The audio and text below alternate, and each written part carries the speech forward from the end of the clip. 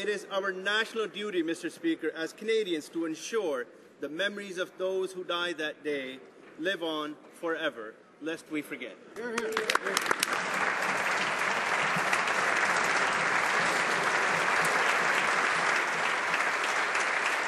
Oral questions. Questions orales. The Honourable Leader of the Opposition.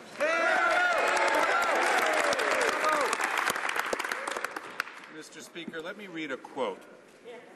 Using time allocation for electoral law, doing it quickly and without the consent of the other political parties is the kind of dangerous application of electoral practices that we are more likely to find in third world countries. Who said that? The Right Honourable Prime Minister. Mr. Speaker, the NDP decided itself before reading the bill that it would oppose changes to the Electoral Act. Mr. Speaker, the government has brought forward important modifications that we believe have the support of the Canadian people, in particular the idea that you should not vote without being able to produce any ID whatsoever. And, Mr. Speaker, we're strongly committed to this legislation. The Honourable Leader of the Opposition. That quote was from the Prime Minister, of course. That's what he used to say. Does the Prime Minister still stand by his statement that ramming this type of bill through Parliament without the support of any other political party is a tactic fit for a third world dictatorship, not for a democracy like Canada? The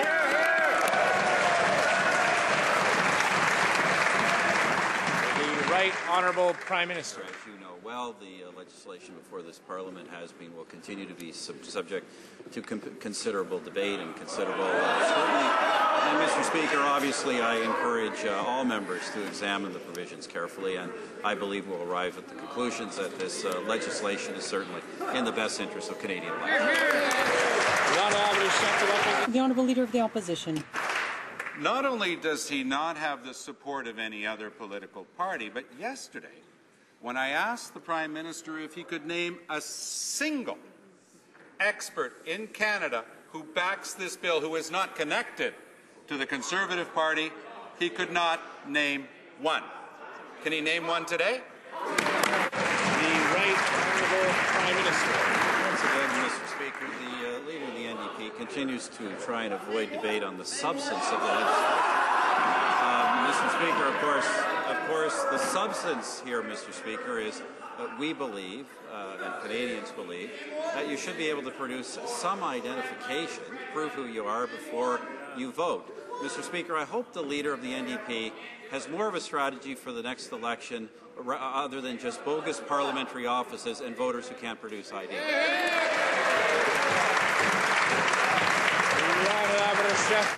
The Honourable Leader of the Opposition. Le ministre de la Réforme démocratique. The Minister of Democratic Reform accused the Director General of Elections of making false statements before Parliament. We want a clear answer. Does the Prime Minister support the comments by his minister? Yes or no? Not evading the issue in the answer. The Right Honourable Prime Minister. If we talk about evading the issues, Mr. Speaker, I would note that the Leader of the Opposition has still not paid taxpayers back for the $3 million used for satellite parliamentary offices, contrary to the rules of this House, Mr. Speaker. It's time for the Leader of the Opposition to do the right thing. The Honourable Leader of the Opposition. Mr. Speaker, the Prime Minister either has confidence in his minister or he doesn't. We'd like to give him another chance because so far he's yet to express his confidence in his minister. Does the Prime Minister stand by his minister's claim that the Chief Electoral Officer of Canada made amazing and astounding false statements before Parliament? Does he support that? Yes or no?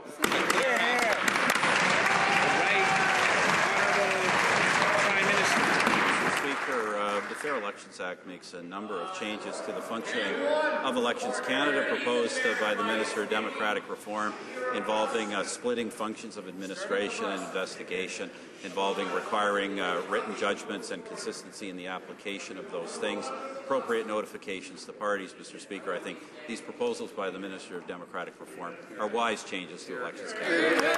The honourable member for Papineau. Mr. Speaker, the Conservatives Elections Act alters the fundamental laws of our democracy. It was drafted without consultation with Elections Canada, experts, or opposition members. Sheila Fraser calls it an attack on democracy. If the Prime Minister will not listen to outside counsel, will he at least allow Conservative MPs to listen to their constituents and vote their conscience? Will he allow a free vote on his Elections Act? The Right Honourable Prime Minister.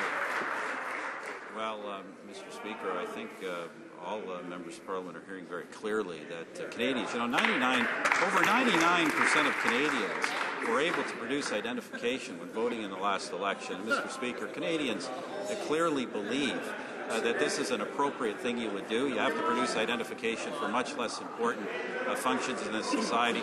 So I am sure, and I hope, Mr. Speaker, that members on all sides of the chamber will listen to Canadians and make sure that our elections are conducted with the utmost of integrity. The honourable member for Papineau. In French, Mr. Speaker, Marc Méran dared to criticize a government bill. The Minister of Democratic Reform subsequently launched vicious partisan attacks, which the former Auditor General, Sheila Fraser, called totally inappropriate. The Prime Minister should allow his members to express themselves without fear of being discredited. Will he allow them a free vote on this bill? The Right Honourable Prime Minister. Mr. Speaker, more than 99% of Canadians in the last election voted using identification cards.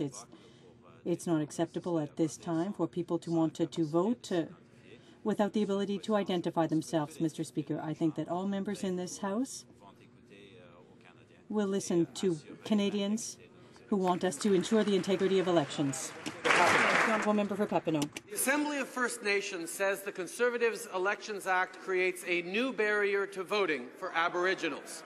CARP says it's an attack on seniors' voting rights. Civil liberties advocates say it will erode an individual's right to vote. If the Prime Minister is so convinced by the rightness of his bill, why won't he allow a free vote by his MPs? The Right Honourable Prime Minister.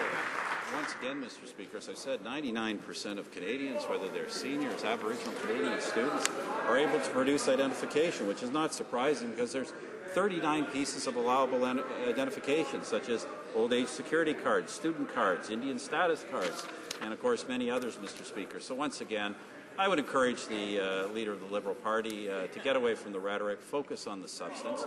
Canadians expect that we know who votes, that elections are decided by secret votes, but not by secret voters. That's what we're prepared to do. The Honourable Leader of the Opposition. Prime Minister has just said that he's hoping that members on both sides would listen to Canadians. For 3 months, we've been asking him to do just that. Does that mean that he now accepts to hold hearings on his Unfair Elections Act across Canada, like we've been asking for? The Honourable Minister of State for Democratic Reform. Speaker, Canadians have been telling us that they think it's reasonable to present identification when you cast their ballot. Now, we understand that not everybody has photo ID. That's why there are 39 different forms of acceptable ID, and if Canadians provide those identifications, then they will be able to cast their ballot in the next election. This is reasonable. It is a vast and comprehensive list that should provide every Canadian with the ability to identify themselves when they cast their ballot. This is reasonable, and Canadians support it. Reasonable. And the Honourable Leader of the Opposition. Actually, Mr. Speaker, it was the Prime Minister who just made that statement in answer to the member from Papineau. So we're addressing ourselves to the Prime Minister, who's the only one who can give the answer, because we have been asking for public hearings on this bill since day one.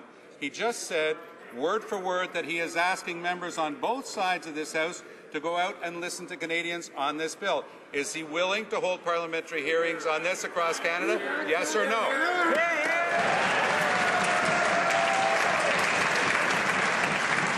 The Honourable Minister of Democratic Reform. Mr. Speaker, members of this caucus listen to their constituents every single day. And if the leader of the NDP were doing the same, he would understand that the average Canadian believes it's completely reasonable to bring some form of identification to show who they are when they cast their ballot. Mr. Speaker, you have to present ID to cross the border, to buy alcohol, to opt to rent a car, to board an airplane, to do a whole series of basic things that Canadians do all the time. We think it's reasonable that they do the same when they vote. The Honourable Leader of the Opposition. Mr. Speaker, that minister has said that parliamentary committee hearings to listen to Canadians are a, quote, expensive circus.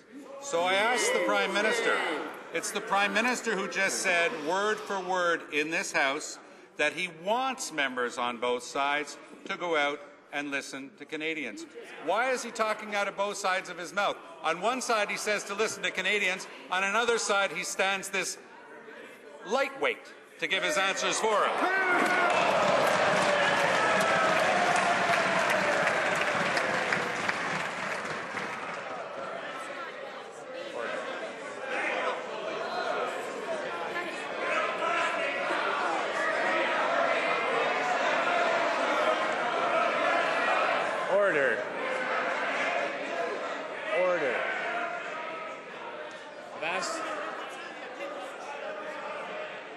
I've asked honourable members before, and I'll do so again, not to make personal characterizations of our colleagues. I see is the Honourable Minister rising to answer? The Honourable Minister of State for Democratic Reform.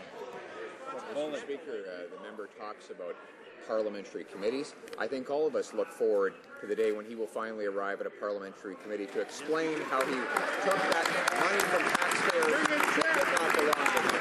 And in the meantime, we will continue to stand up for a fair and reasonable Elections Act that requires people provide ID, that gives independent investigations, that requires mass calls to be registered, and that brings in new penalties against fraud in election time. Mr. Speaker, this is fair, this is reasonable, and we stand by it. The Honourable Leader of the Opposition. À l'instant, le Premier ministre. The Prime Minister just said that it is possible to use a certificate of Indian status to vote. Since that is completely false, can he tell us who gave him that false information? Honourable Minister of State. There are 39 different forms of identification that Elections Canada authorizes so that people can to establish their status as an eligible voter. One of them is a certificate of an Indian status card. That is the 6th on the list.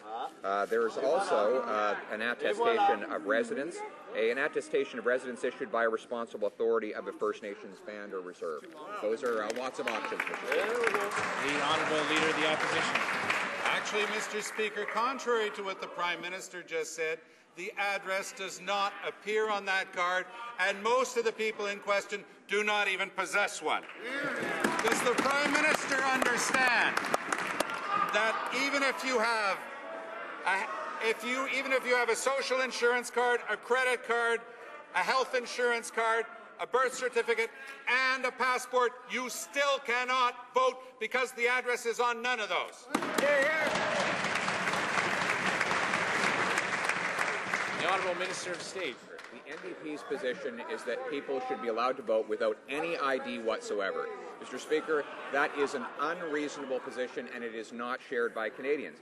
Of the 39 pieces of valid ID that Elections Canada accept, there are 13 which do have your address on them, in addition to a standard government-issued photo ID. There's utility bills, telephone, TV, public utilities, hydro, gas, bank card statements, vehicle ownership, correspondence from a school, college, or university, statement of government benefits, an attestation from an Indian band, a government check or check stub, pension statement of benefits, residential lease, insurance policies. Mr. Speaker, I could go on. All these have their address. The Honourable Leader of the Opposition.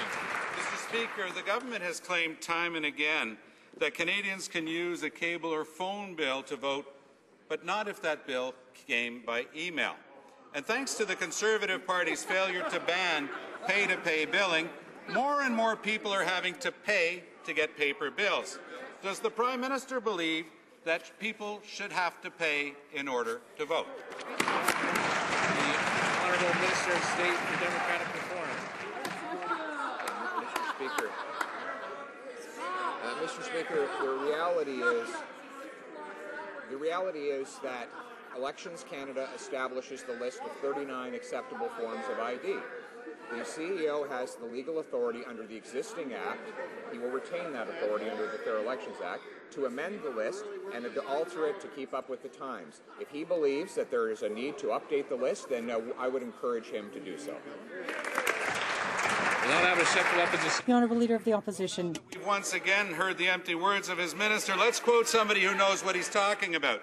Keith Archer, the Chief Electoral Officer of British Columbia, testified in committee that in British Columbia, 14,000 people used vouching to vote.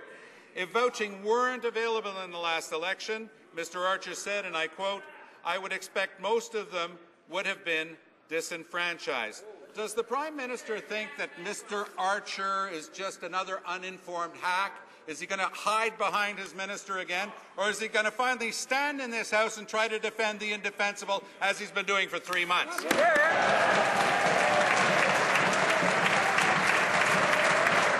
Honourable Minister of State for Democratic Reform. The fact that the leader of the NDP thinks it's indefensible to ask people to bring ID when they vote just shows how out of touch with reality he has become. There are 39 different forms of acceptable ID that Canadians can use when they cast their ballot. We think this is reasonable in a democratic society for people to bring ID when they vote, and that is all that the Fair Elections Act requests. Well said. The Honourable Leader of the Opposition. Give the Prime Minister another example of someone who actually knows what he's talking about. David Brock, the Chief Electoral Officer for the Northwest Territories, testified in committee that in 27 of the 33 communities in the Northwest Territories, more than half of the residents don't have proper ID. These people have been relying on vouching to identify themselves for years with no problems. Why stop them? Why, in good faith, is the Prime Minister stopping honest Canadians from being able to vote? The Honourable Minister of State for Democratic Reform. The Prime Minister is doing no such thing. He is simply requiring through the Fair Elections Act that people present ID when they cast their ballot. Now, it's not necessary to bring government-issued photo ID, though that is an option. There are 39 different forms of ID that are accepted when people show up and vote. We think that is reasonable, and Canadians agree with us. The Honourable Member for Churchill. Too many Conservative ministers have a casual relationship with the truth on Bill C-23. The Environment Minister is claiming she was in provincial cabinet in 2001 and helped solve a crisis with identification following the September 11th attacks. And yet she wasn't even elected until 2004. The minister claims every hamlet has photo ID, yet the MLA for South Baffin said his constituents have to fly to Iqaluit. Will the Environment Minister come clean on voter ID cards for Northerners and agree to stop reinventing history?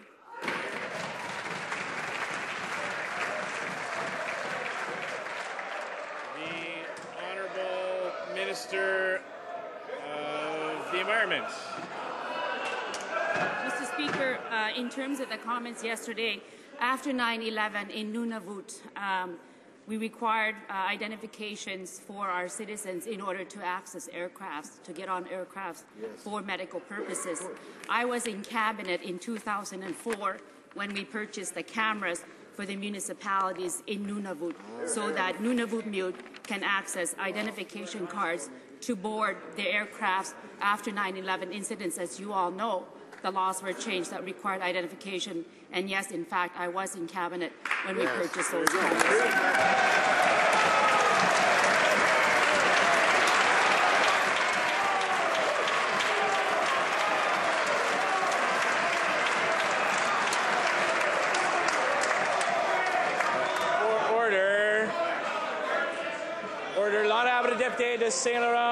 The Honourable Member for Saint-Laurent-Cartierville. Mr. Speaker, the Minister still hasn't responded to Sheila Fraser. I'll give him an opportunity to do so. What does he have to say in response to her statement regarding the blatant attack against the Chief Electoral Officer? She said, and I quote, "It doesn't help anyone. It undermines the credibility of institutions. At the end of the day, if this continues, we will all pay, because no one will have faith in the government, the Chief Electoral Officer, or our democratic system." What does he have to say to Ms. Fraser? The Honourable Minister of State. Mr. Speaker, we believe that it is reasonable to expect Canadians to have identification when they vote. Now, it's not necessary to have ID with a photo on it. There are 39 options that Canadians can choose from. The Act will require Elections Canada to inform Canadians of that so that they can vote. Yes, Mr. Speaker, it is not appropriate for the Minister of Democratic Reform to verbally assault the Chief Electoral Officer. Mr. Speaker, that is wrong. The Minister owes not only the Chief Electoral Officer an apology, he owes Canadians an apology. And I look to the Prime Minister to demonstrate leadership, and he should be asking his Minister of Democratic Reform to apologize to all Canadians and the Chief Electoral Officer. And my question specific to the Minister is, will he do the honourable thing, stand in his place, and say sorry to the Chief Electoral Officer today? The Honourable Minister of State for Democratic Reform. Mr. Speaker, the member criticizes my testimony without citing a single word of it. I suspect he has not read it, as he's probably not read the Fair Elections Act. If he had, then he would know that what we're proposing is that people present some form of ID when they cast their ballot. There are 39 options from which they can choose to do that. It is fair and reasonable to expect that they would, and Canadians agree with us on that point. The Honourable Member for Malpeque. Mr. Speaker, this Minister's conduct yesterday was a disgrace to Parliament and to Canadians. Dealing with this Minister is like playing chess with a pigeon. He flaps his wings all over the place, knocks the pieces off the table, messes all over the table, then struts around like he won the game. Mr. Speaker.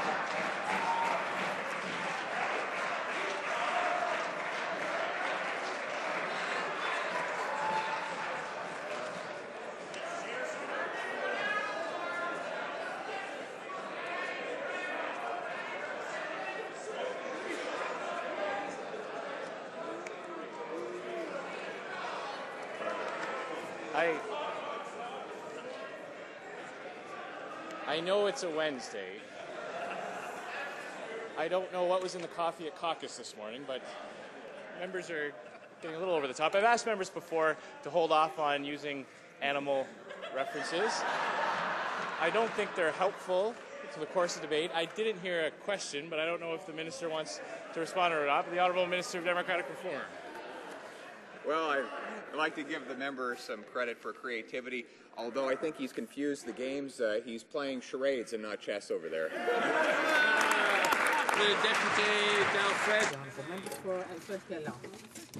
Mr. Speaker, today Canadians cannot submit their tax return any longer online or use the Revenue Agency's online services because the website has been closed down because of the Heartbleed security breach.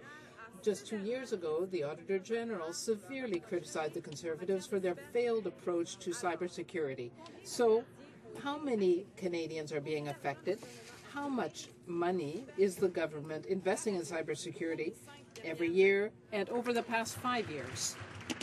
L'Honorable Ministre. The Honourable Minister.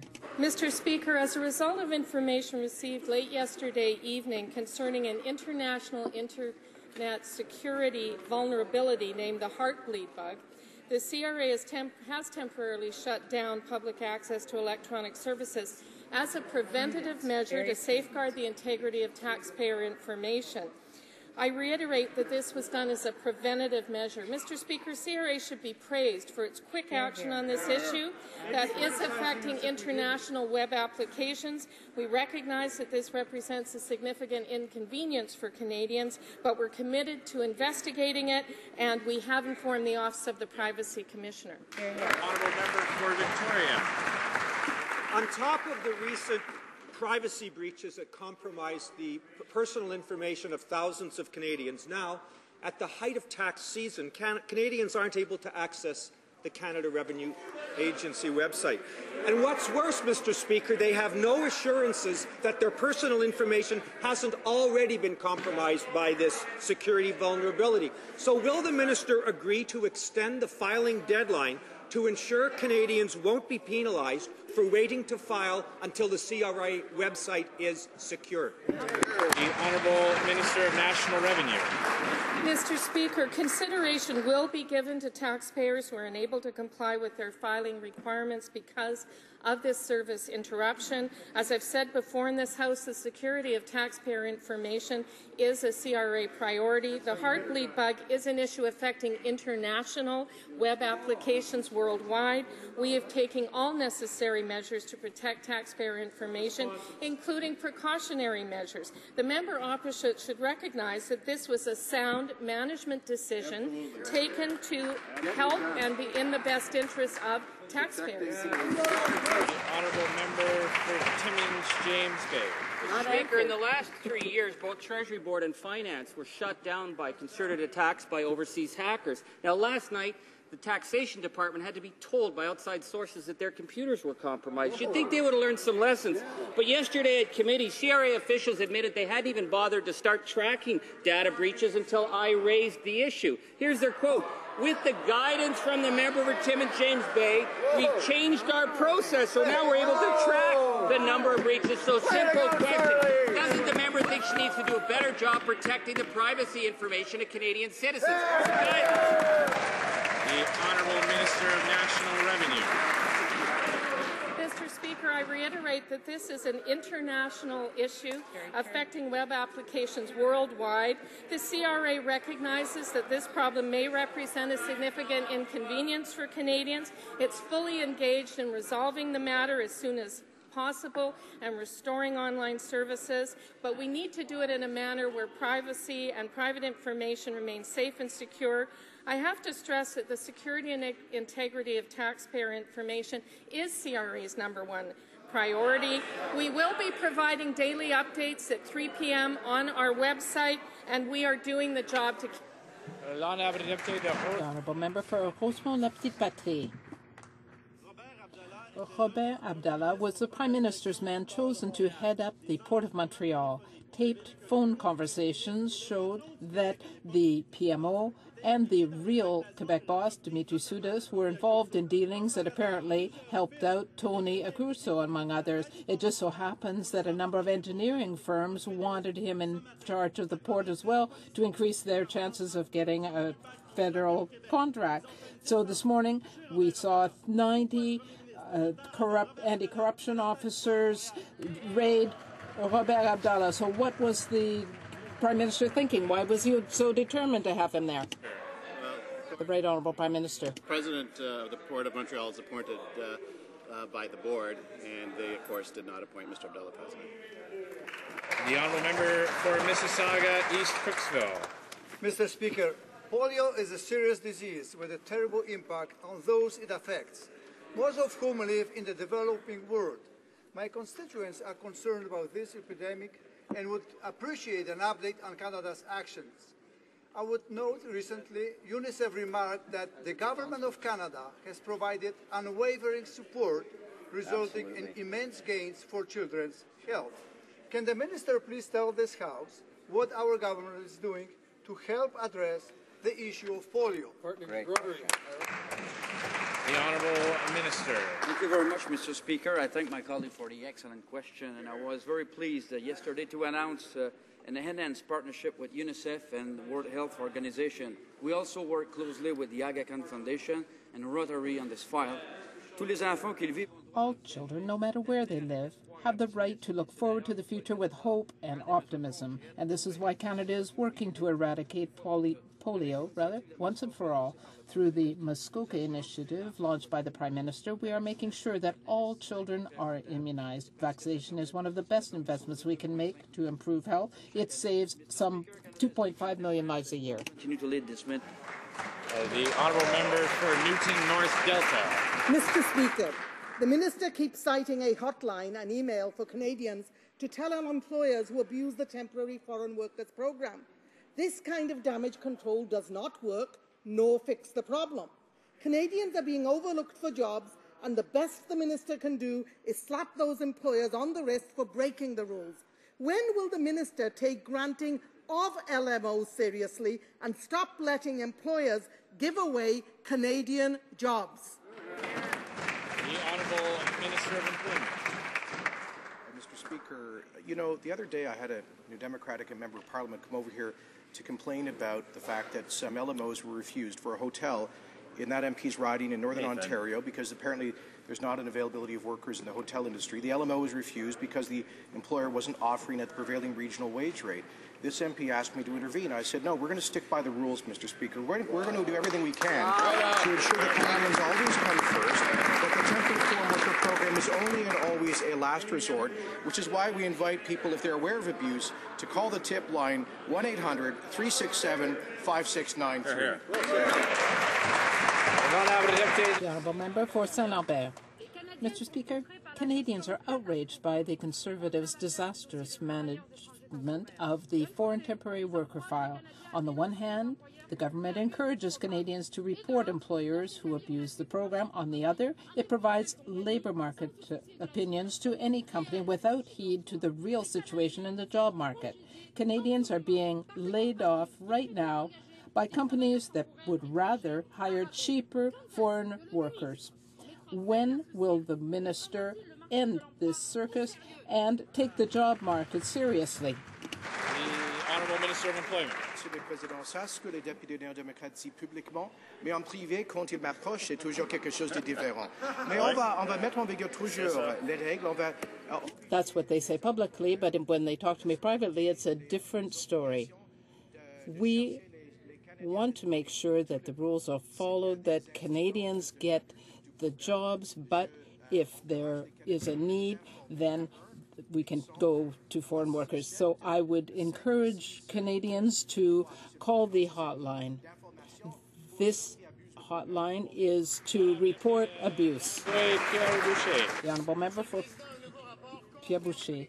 Mr. Speaker, a new report is confirming that Radio-Canada is going to have more budget cuts and will not be able to meet its language obligations. Since this government has been in power, they have continually cut the public broadcasters' budgets, and francophones in minority communities are being affected.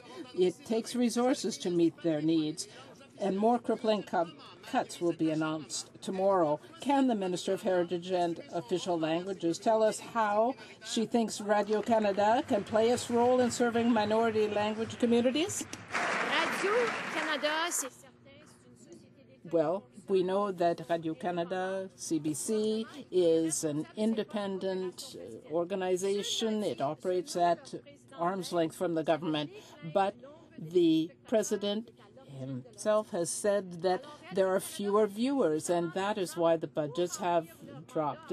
They have enough money to carry out their mandate under the legislation, and it is up to the organization, the broadcaster, to provide services to both francophones and anglophones.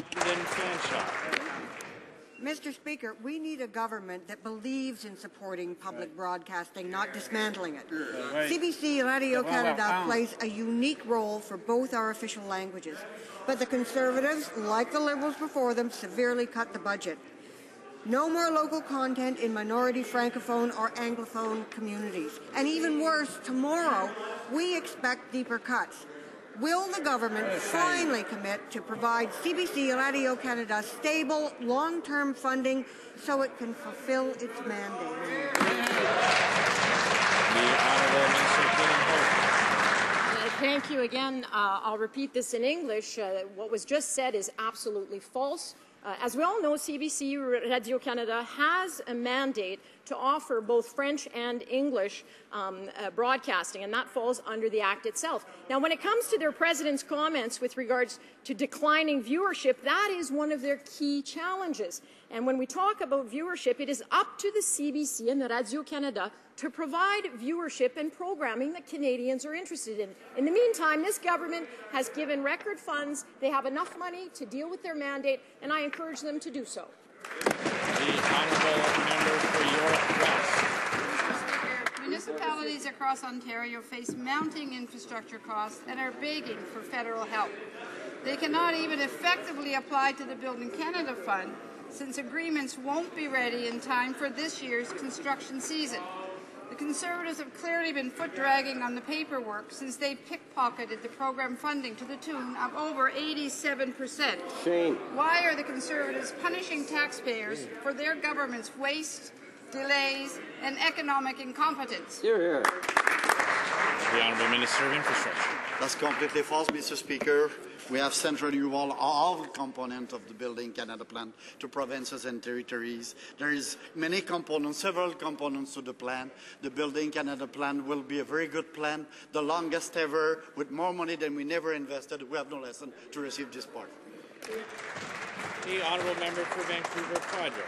Mr. Speaker, let's put the new infrastructure funding cut into perspective. 10 years ago, the federal government committed $500 million for just one investment, the Canada Line to Vancouver Airport. But today, the Conservative fund is down to just $200 million for an entire country. Vancouver's Broadway corridor generates billions of economic activity, but to grow, it urgently needs rapid transit. Why are the Conservatives making our cities wait years longer for help with their critical infrastructure investments? Why are they sabotaging them rather than supporting them? The Honourable Minister of Infrastructure. That's false, Mr. Speaker. I said several components. There is the Community Improvement Fund, which includes background on the gas tax and GST credit amounting $32 billion. There's the Building Canada Fund, which includes $4 billion to support projects of national importance and $10 billion reserved to provinces and territories. There's $1.25 billion of P3 Canada. The $6 billion of current programs will continue to flow. That's the best ever, Mr. Speaker. The Honourable Member for Châteauguay-Saint-Constant. Mr. Speaker, the new Veterans Charter has huge gaps, and there are many problems with service delivery, and the government knows this. But instead of helping veterans, the Conservatives have decided to ignore the dozens of recommendations from previous reviews and are sitting on their hands. Now, to add insult to injury, the Conservatives are challenging the veterans in court.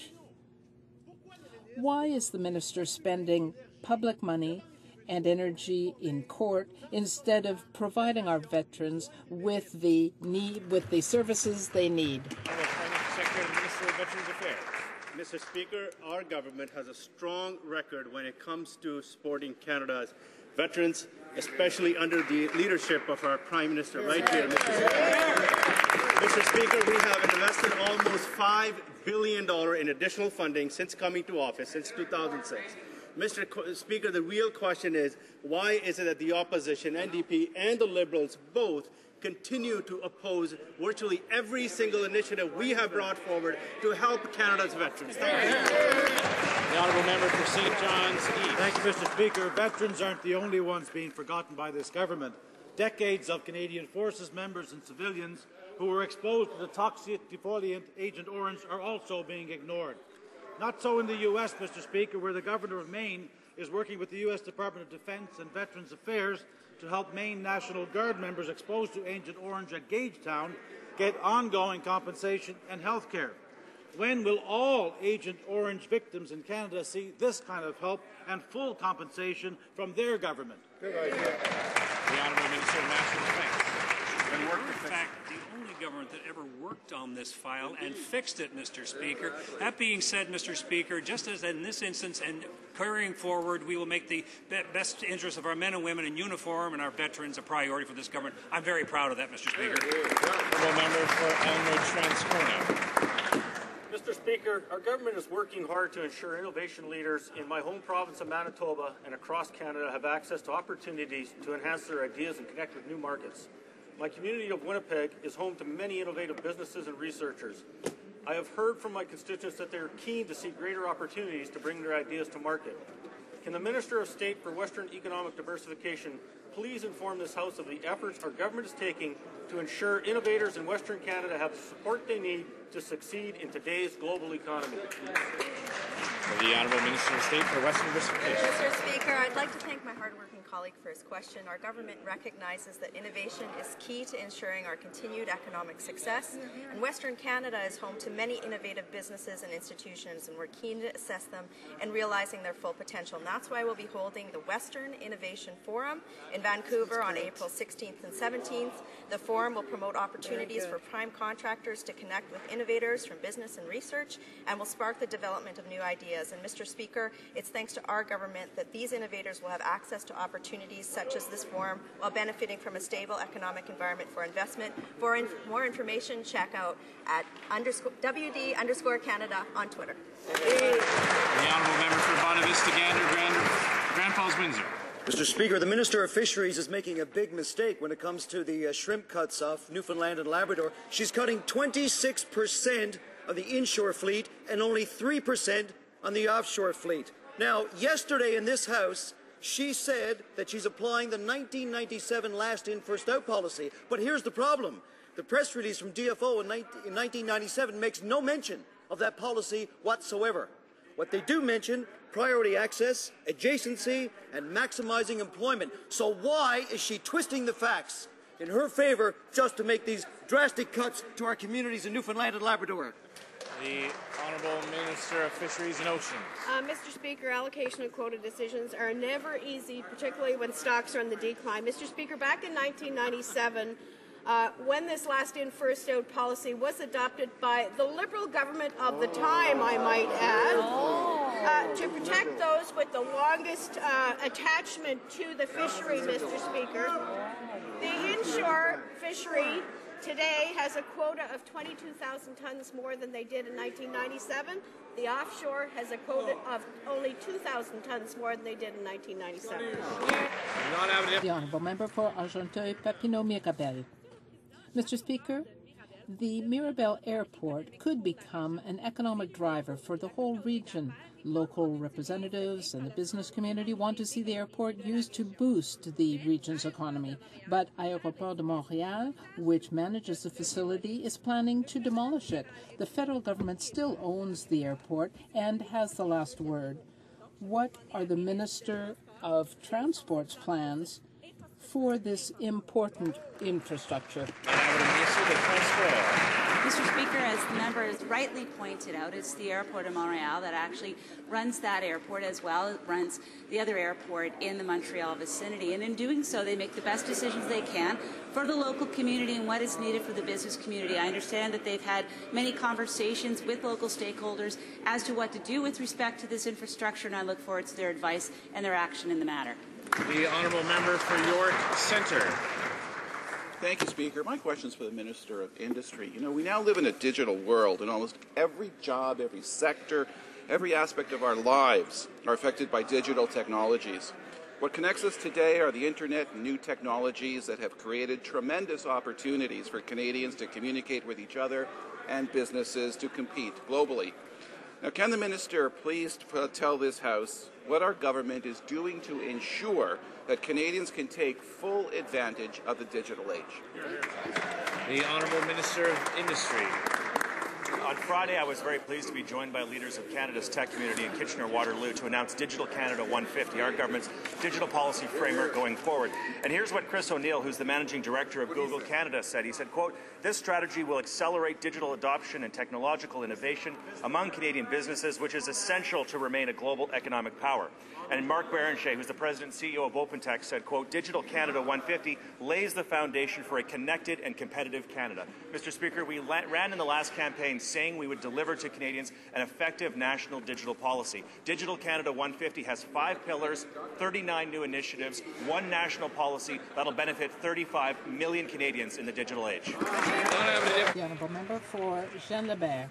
Mr. Speaker, the constituents of Jean Lebert are worried about the future of postal service. Seniors and people with reduced mobility will be the most affected by the end of home mail delivery.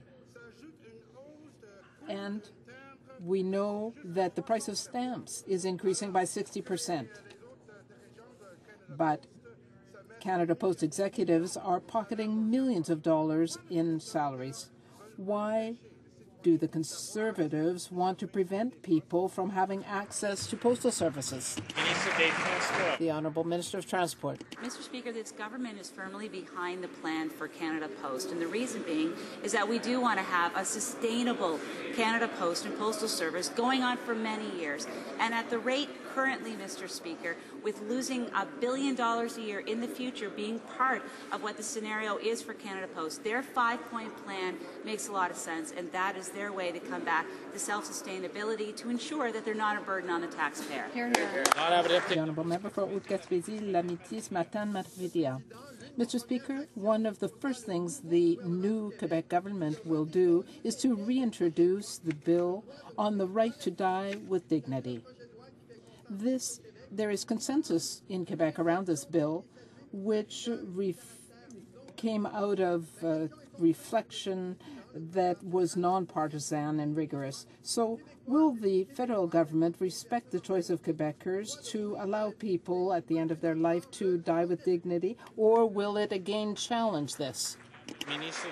The Honourable Minister of Justice. For the question, I think we can all agree this is a very emotional, very divisive debate. It also has issues of jurisdiction that have to be considered. We know the matter is now, in fact, before the courts, and for that reason, as Attorney General, I'll comment no further. That concludes question period for today. The Honourable Member for Scarborough Southwest is a point of order. Thank you, Mr. Speaker. During question period, after the Minister of Environment answered a question from the member from Churchill, the Minister for International Trade made an inappropriate gesture, making a gun with his hand while saying boom in the direction of the member from Churchill. I'm sure every member would agree that this gesture has no place in the House of Commons, and I would like to ask the Minister to apologize. The Honourable Minister of International Trade. Mr. Speaker, this member is making that up. It's completely false. I made no such gesture. I said no such word. I'm surrounded by my colleagues here. None of them saw me make a gesture or make that kind of a comment. I ask that member to apologize to me, to this side of the House.